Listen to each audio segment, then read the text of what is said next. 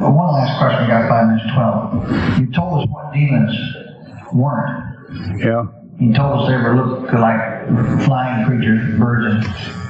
Who are they? Where do they come from? Are they spirit of lost people? Well, for that I'll give you a classic German phrase, Ich weiß nicht, which means I don't know.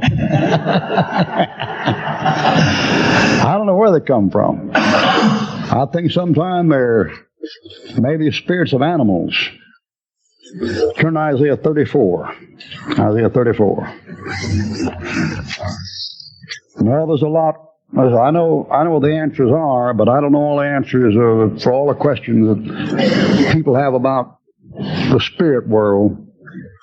You know, one time in 2 Kings 4, a fellow's upset, and he says, how shall we do, master, because the city is encompassed about with chariots and horses and great army? And Elisha says to him, fear not, for they that be with us are more to be with them. And he said, I prayed the Lord open the young man's eyes, and God's opened his eyes, and he sees chariots of horses and chariots of fire round about the city. They're there all the time. You just don't see them. When Elisha goes to Elijah's rapture, he says, my father, the chariots of Israel and the horsemen thereof, the fire, their energy, makes his angels, spirits, makes them a flaming fire. The angel goes up in the fire off the altar. That means there's stuff out there all the time that you can't see. And it's a good thing you can't see it. The Bible says in Job chapter 41, shall not one even be cast down at the sight of him, referring to the devil. Implying if you could see the devil, you'd pass out. I mean, just figure it out. Suppose you step out this door after we get through here today and look straight up in the air, and you see a great red dragon up there, about halfway across the horizon. I mean, with 7 heads and 10 horns and breathing fire. You check in at the shrink. You go crazy. You couldn't believe that thing, what you're seeing, but it's there. You know, sometime you ought to come down south around Pensacola and go to the Gulf area. You don't have to go all the way to Disney World to see them. They got Gulf areas all around the country now. And those are great big tanks, about as big as this church, auditorium here, and maybe 20 feet high. And then they have all these samples of sea life all in one place. It's the wildest looking thing you ever seen in your life. And what the Lord makes is just beyond belief. He makes stuff that just don't make any sense at all. What crazy stuff, you know. These evolutionists say, well, see how Mother Nature made this animal to blend them with this, oh, you crazy cockeye. Listen, there are fish there that are red, white, and blue. They don't fit with nothing, man. They stand out like a sore thumb. There's a fish there called a sea urchin that you can't swallow without getting killed. But one fish gets it called a blowfish. He blows that thing over and it turns upside down. He eats the soft belly out of where the spines are. Did you ever stop thinking about that stuff? I mean, I know an evolutionist doesn't. That's because he's crazy. But I mean, did you ever stop think about that stuff? Why did God make all that mess? What's the point in it? What's the point in making all these dizzy-looking animals? One of them has a fishing rod out of his head. Honest to God, he has a projection going out of his head with bait on it he catches fish with. I can show you a photograph, man. He goes and he has this little vegetation there and come by. What a dumb, stupid thing to make, man. Here's a fish, a flounder. What's he got both eyes on top of his head for? What's the point? You say he can look up. Don't the other fish have to look up? How come they can't look up? You know what a mud has? He has a gizzard. There's only one fish in the water like a bird. He has a gizzard. What's it for? Beats the fire out of me. I don't know what it's for. Well, just put it in there. You said they're vegetarian. A lot of fish are vegetarian, but they don't have gizzards. And why do you need a gizzard to eat vegetables anyway? You know what's going on? I know what's going on, but it took me some time to figure it out. I mean, I was out in the woods one day, and I was lying out there in the bushes waiting for some turkey or something, and looking down at the ground, my face about 6 inches from the ground. I saw these little bugs crawling around on the ground, you know, and going across leaves and stuff. They've been out there doing that for years, you know. Nobody watched them, just out kind of having a ball, you know. You know the stuff, you see a little wildflower out sitting here someplace. What's it out there for? I mean, nobody's going to see it. You say you saw it. There's stuff growing all kinds of places nobody's ever seen yet. There's stuff in the bottom of the water nobody even knows is there yet. The bathysphere and BB and that bunch and Jacques Cousteau, they haven't photographed that. What's it there for? Nobody look at it. These little bugs crawling around, what they out there for? You know what it is? The Lord's a character. The Lord's a character. You know what he does? He just goes like that. See, and says, let's see you imitate this. Let's see you imitate that. You know, it makes a lot of stuff just sheer whim, caprice. The Lord makes that stuff just for his own pleasure. He makes that stuff just for his own enjoyment. You want to see how many kind of bushes there are? Plants, animals, fishes, birds. Let's see you do that. A man can't do any of it. He can't do any of it. The Lord does that. He just does that to please himself. That's what he does that stuff for. And you get out there and you look in this Gulf area and hear all this stuff swimming around here, and then you remember that there's water up there, and there's water above the firmament, below the firmament, and we wrestle not against flesh and blood, but against principalities, powers, or against rulers of darkness in this world in high places. There's stuff up there. There's stuff up there. If you could see it, you'd pass out. I used to think that DT, like the doctor said, was brain damage, but I'm not sure about that anymore.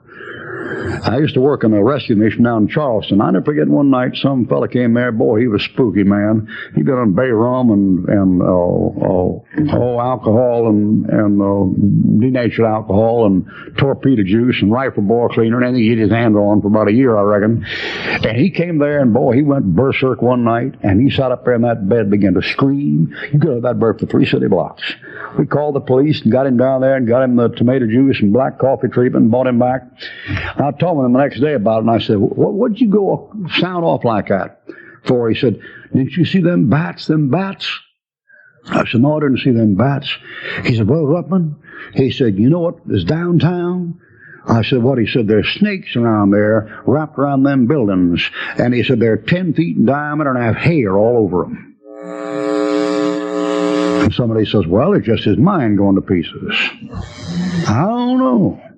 I know when you get this demon stuff, you're getting in a real strange range. On Isaiah chapter 34, now here's what I'm saying about, you remember I connect with animals? I'll show you why. Isaiah 34, verse 9. Now there's no doubt about this context, the lake of fire. And the stream thereof shall be turned into pitch, and the dust into brimstone. The land shall become burning pitch.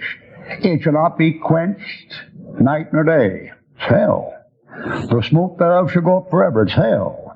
From generation to generation shall lay waste. Who be there? 11, the birds. The birds. What are they doing in the lake of fire? The cormorant, the bittern, the owl, the raven. Those are unclean birds. They're in Leviticus 11. Every one of them is an unclean bird. Verse 13, thorns shall come upon her palaces, nettles and brambles the fortress thereof. It shall be a habitation of dragons, owls, wild beasts, a satyr. King James onlyism. There are no Bible that says satyr.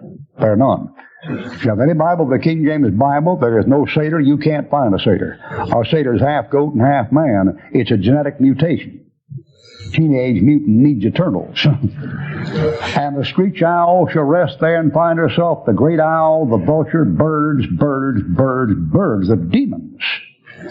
One of those things, an animal mutation, half goat and half man. Like a centaur is supposed to be half horse and half man. Now, I'll give you some good advice, which you may heed or may not heed. See that thing right there? That's the book. If you got that book, you have access to information no Hebrew and Greek scholar has access to, and that can be proved in court. If you got that book, you have information you cannot get from any English translation in the world. It's in that book. But it's wild information. You take that thing, those mutants. You know what they're doing at the University of Ohio right now, in Ohio State and Michigan State? Is there a Michigan University? Okay, anything in Michigan. And then Pennsylvania, you know what they're doing? Back in the biology lab, they're messing with genetics. You know what they're doing? They're messing with the DNA and the RNA. You know what they're doing? They're messing with that stuff together to put that thing to produce clones and produce a gradual succession of organic material from non-organic to organic. That's what they're doing.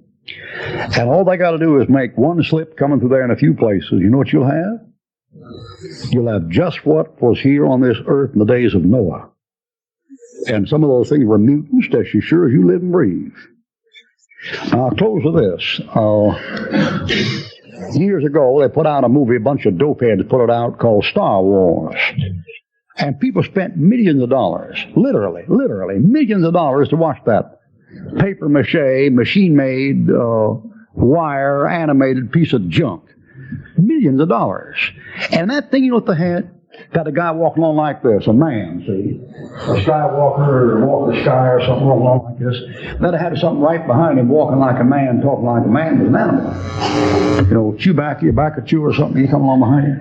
And then right behind them was another man, but that was inorganic, that was a machine. And that thing was walking along there like this, you know. I think it was gold. Was it gold? Yeah.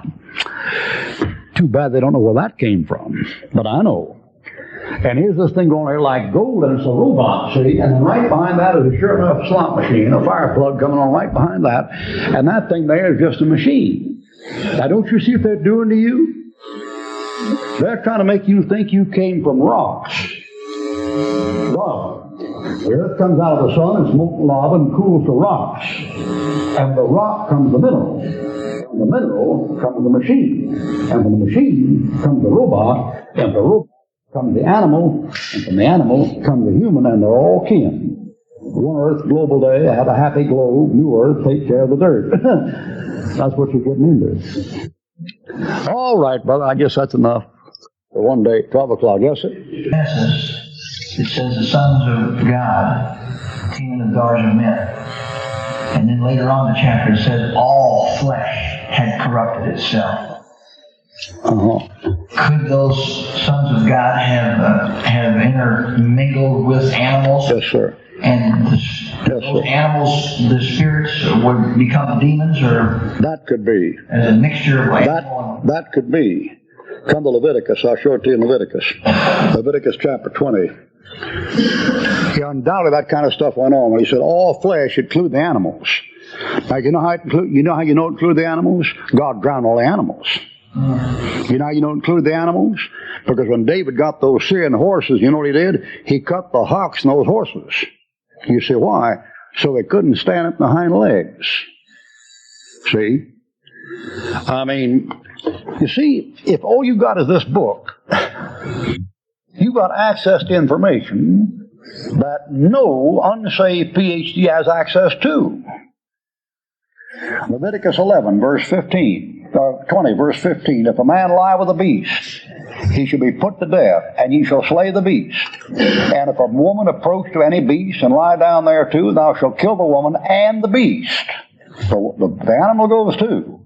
They shall surely be put to death, the blood shall be upon their head. I'll be upon them. Now, did they do these things? Verse 23, and you shall not walk in the manner of the nation which I cast out before you, for they committed all these things. Who were they? The Hamites. Yeah, that's right. You know why God told me come there and said kill them all and kill the babies and kill a whole bunch of them? Because that's what they were doing. That's why I told to kill them. Capital punishment. Okay, all right, that's all for this morning. Come ahead. Nothing like a Bible to clear up a college education.